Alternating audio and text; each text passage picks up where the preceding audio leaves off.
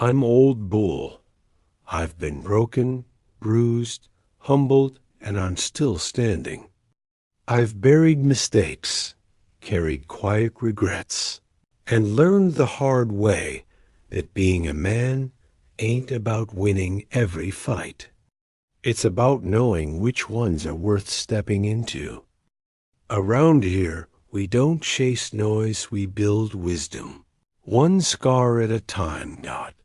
So if you're tired of cheap advice and hollow motivation, and you're looking for something real, you're in the right place.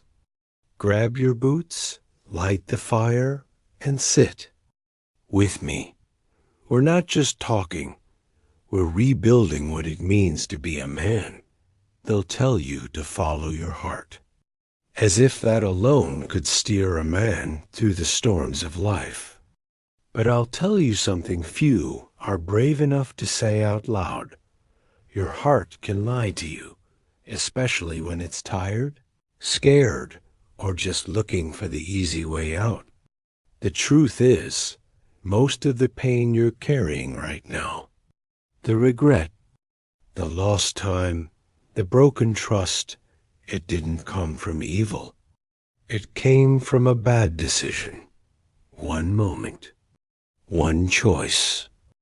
And just like that, the whole road changed.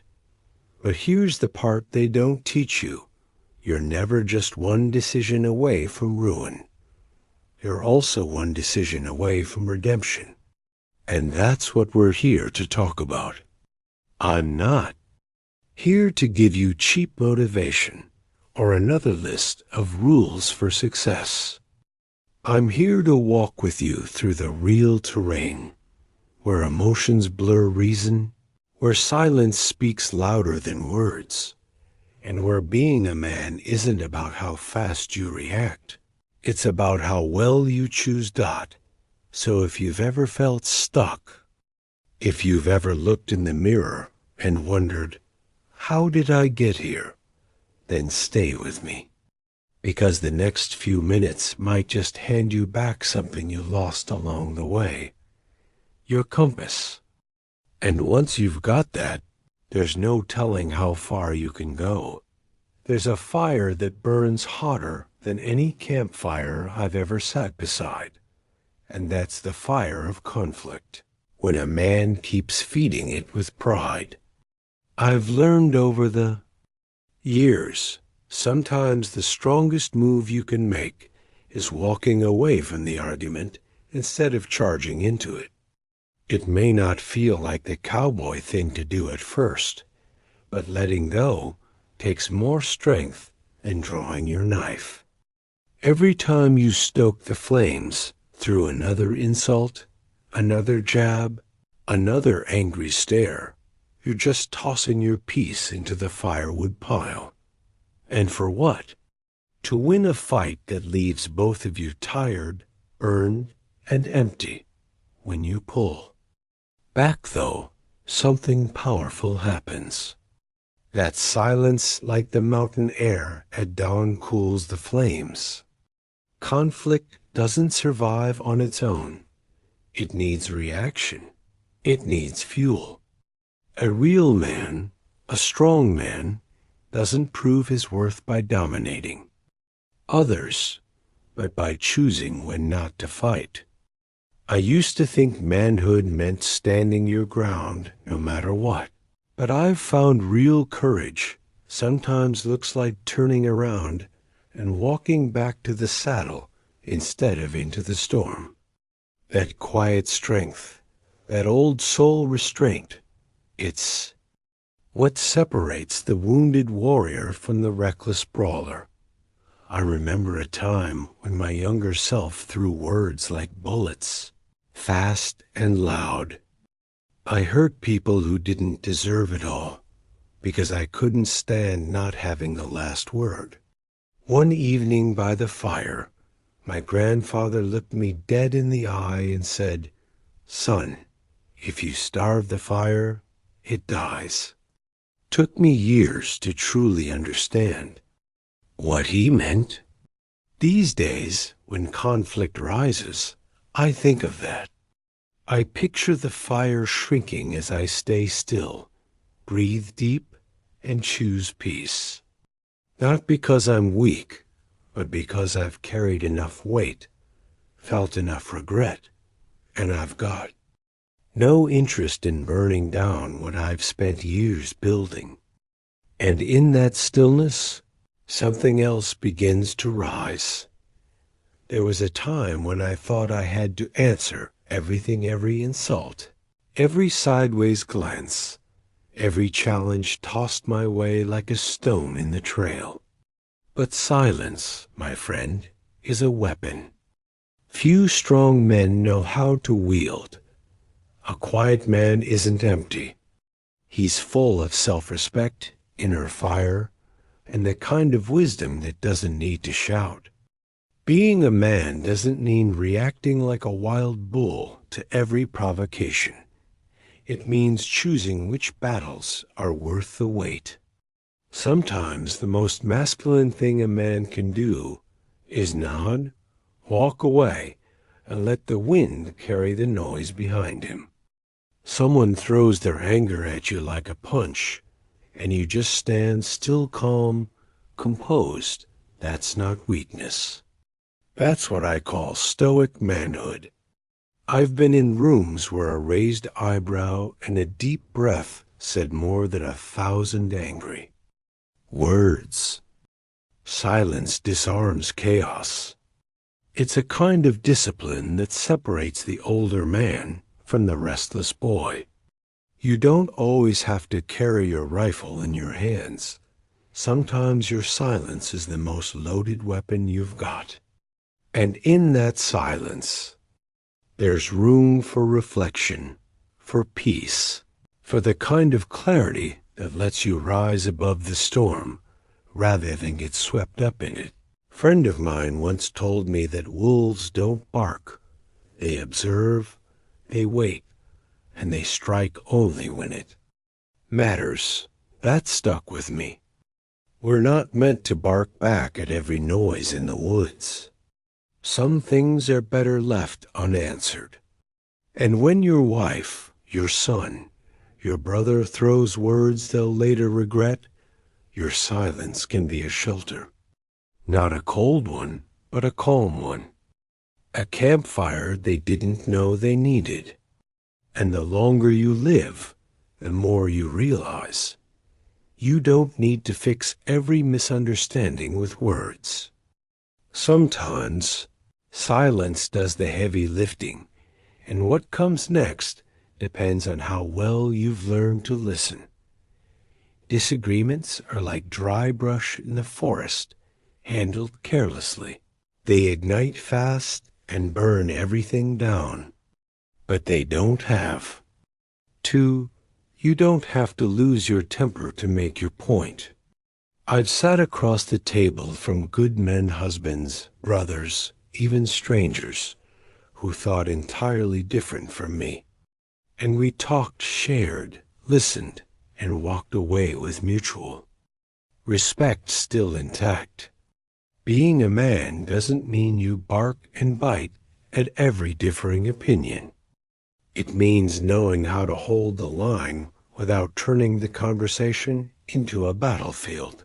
I once had a disagreement with a fellow hunter about land ethics, private versus public access.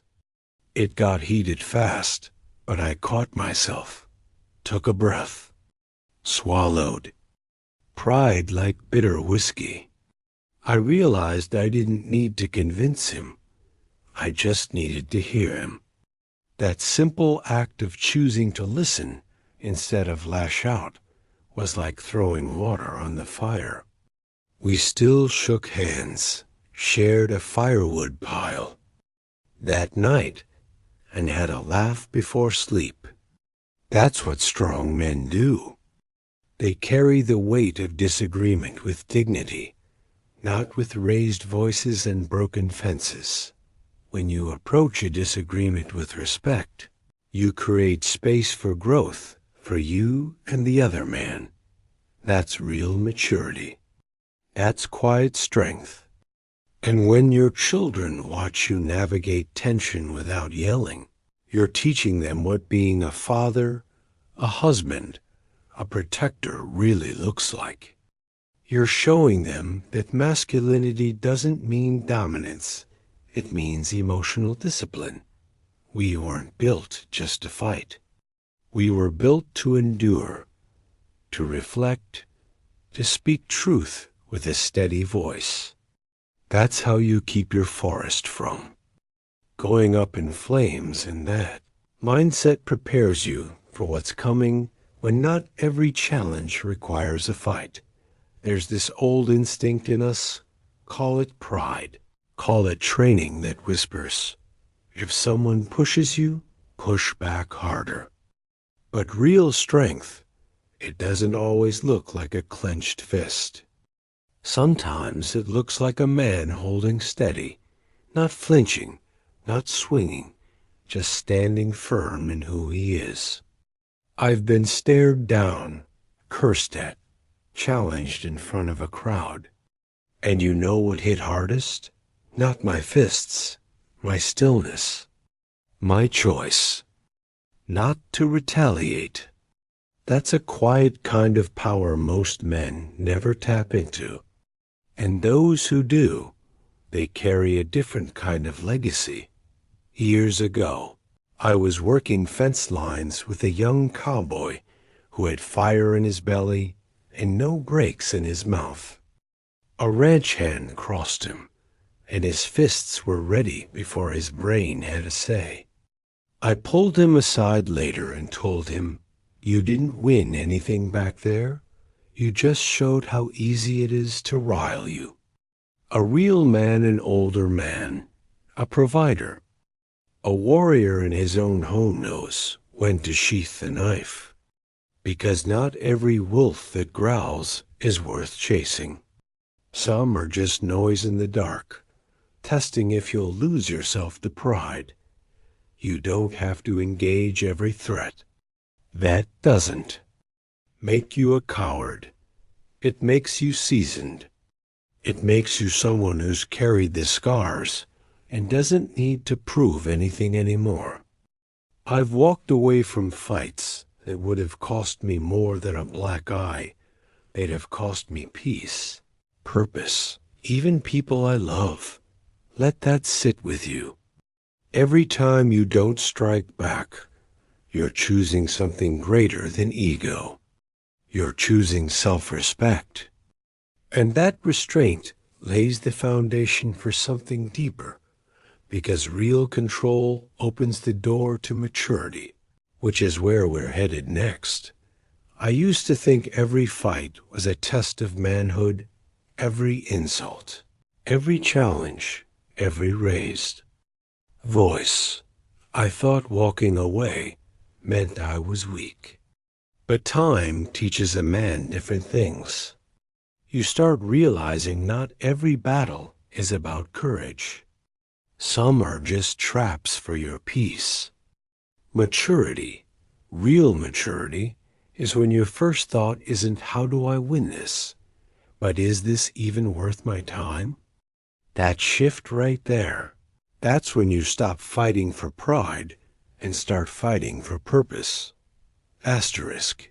I've watched old men in diners ignore fools with loud mouths. They just sip their coffee, stare out the window, and keep chewing. They're not afraid. They've just seen enough to know where that road leads. A man who's carried weight, who's seen pain, who's been burned by regret, he doesn't jump at every noise. He picks his fights like a hunter picks his shots. Patient, precise, necessary. There's dignity in that. That's what a good man, a strong man, does. He chooses peace not because he can't fight, but because he knows what's at stake if he does. I once stepped between two men about to go at it over a parking space. Both were red in the face, fists clenched, veins showing. I asked one of them, You ready to throw away your morning for this? He blinked, then walked away. That's the thing most of the time. We fight because we're tired, frustrated, already carrying something else inside. The fight isn't really about what's in front of us. It's about what's been building. Maturity is having the strength to recognize that and let go. And once you taste that kind of control, you start to understand that peace requires more than patience. It demands humility, and self-mastery. Peace sounds beautiful until you realize what it costs. It doesn't come from silence alone.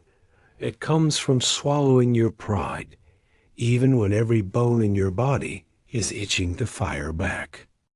I stood in front of men I knew I could outtalk, outwork, maybe even outrun in a fight, and I still bit my tongue. Not because I was afraid, but because I knew peace required it.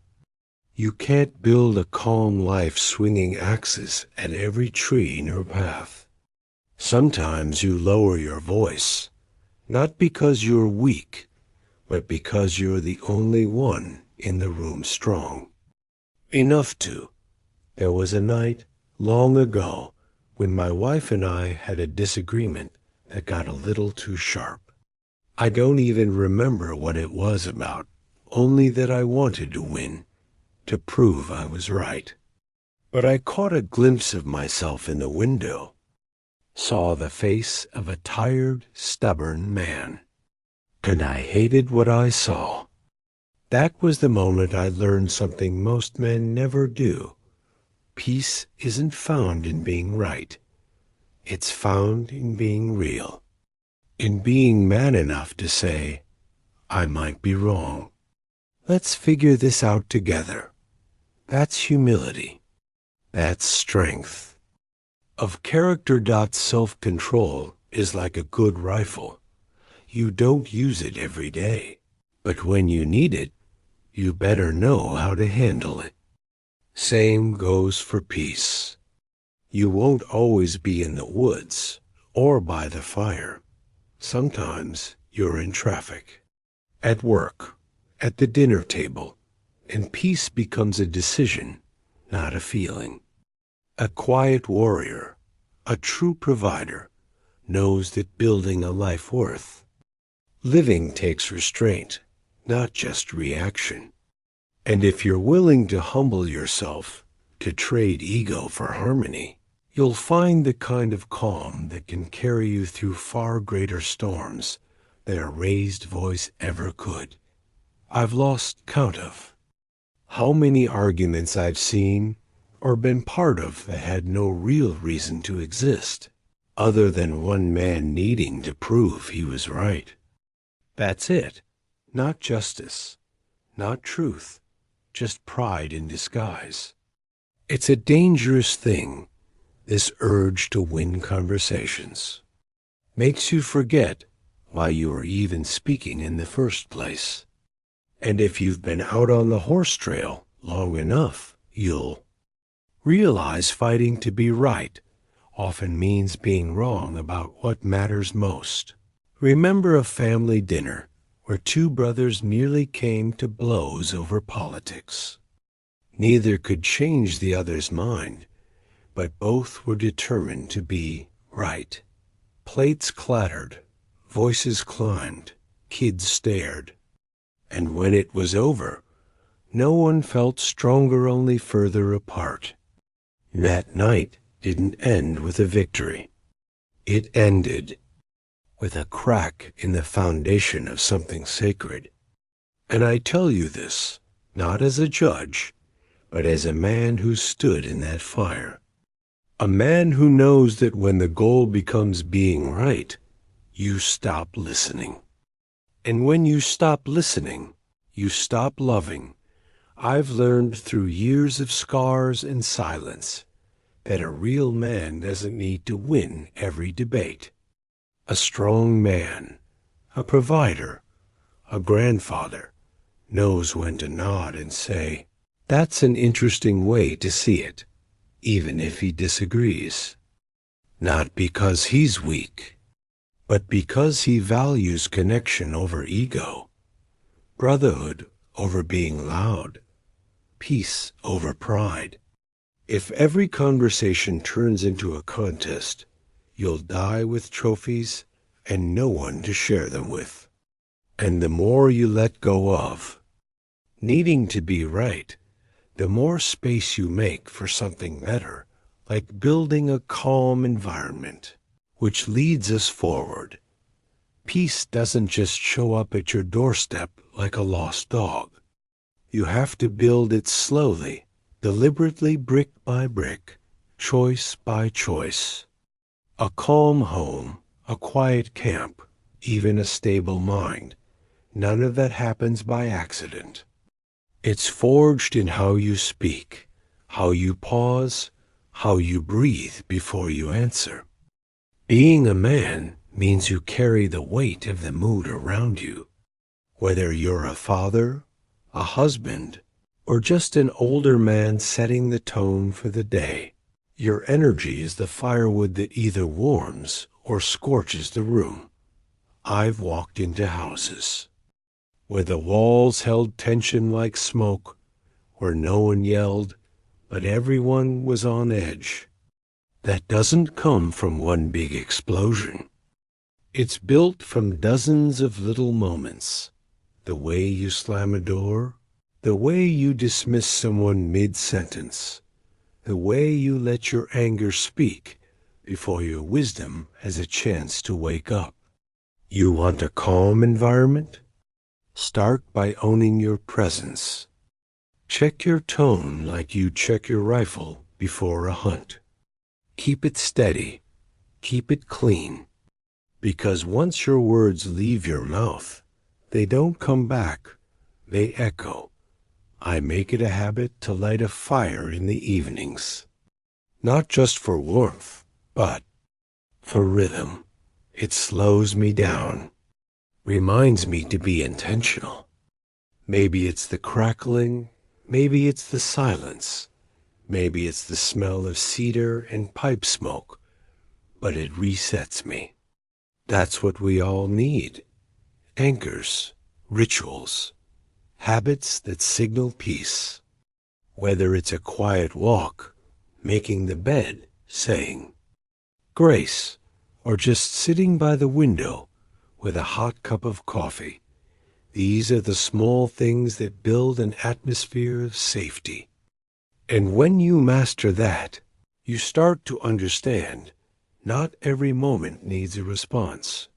There's a time to speak, and there's a time to stay quiet, and knowing the difference is what separates a seasoned man from a reactive one. Not everything deserves your words. Not every message needs a reply. I've learned the hard way that some battles grow bigger the more you feed them. That silence you hold, it's not cowardice, it's a kind of leadership. A stoic man, a disciplined soul, understands the power of restraint.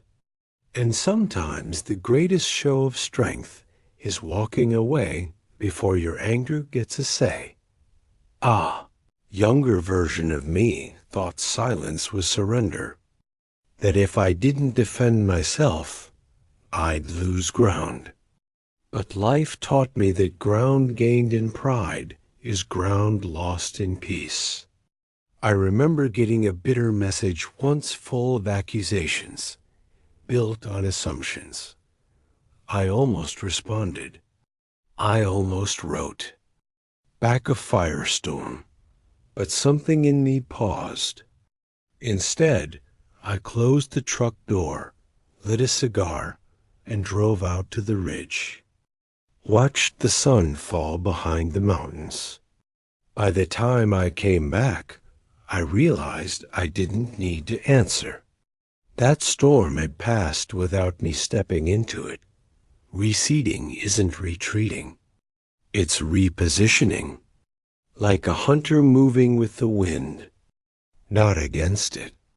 Sometimes stepping back gives you the clarity to see the bigger picture. You protect your peace. You protect your purpose. And if you're raising boys, leading a family, building something that matters, you'd better believe they're watching how you handle pressure. Let them see that a good man doesn't react to everything. Let them see that holding the line often means pulling back just enough to keep your footing. And that balance, that wisdom is what leads us into the kind of discernment only the wise truly master. Some men carry a sword in their mouth and a match in their pocket, ready to fight at the first sign of friction. But that's not wisdom. That's fear wearing armor. The older I get, the more I've come to respect the man who can feel the tension in a room and not light the fuse. You see, tension isn't the enemy. It's just pressure asking for direction. Turn it toward pride, and it becomes a war. Turn it toward patience, and it becomes growth. A wise man, a real man, doesn't need chaos to prove his strength. I've had mornings where one wrong word could have set off a storm. When you live with people, wife, kids, co-workers, tension is part of the rhythm. It shows up in the silence before coffee, the sigh at the dinner table, the glance that lingers too long. You feel it, but what you do with it, that's where character lives. You can strike, escalate, punish, or you can pause, breathe, and choose stillness. Not avoidance, just the refusal to turn every bump into a battlefield. Because in this life, you'll lose more peace by overreacting than you ever will by standing down. There's a kind of legacy that comes from being a calming presence, the kind of man others lean on, not walk away from, the kind that holds the room together without raising his voice. That's the real warrior in a family, in a crew, in a tribe. And it takes reflection, it takes scars, it takes discipline. You don't learn that from books alone. You learn it by failing, repenting, and choosing better next time. Every time you choose peace over proving a point, you build something no battle can destroy. And if you've come this far with me, you already feel the fire starting to shift into something else, Dot. So now I'll ask you straight, what kind of man do you want to be when the pressure hits? The one who reacts without thinking, or the one who holds the line with quiet strength and purpose? Because the truth is, your future isn't built in the big, dramatic moments.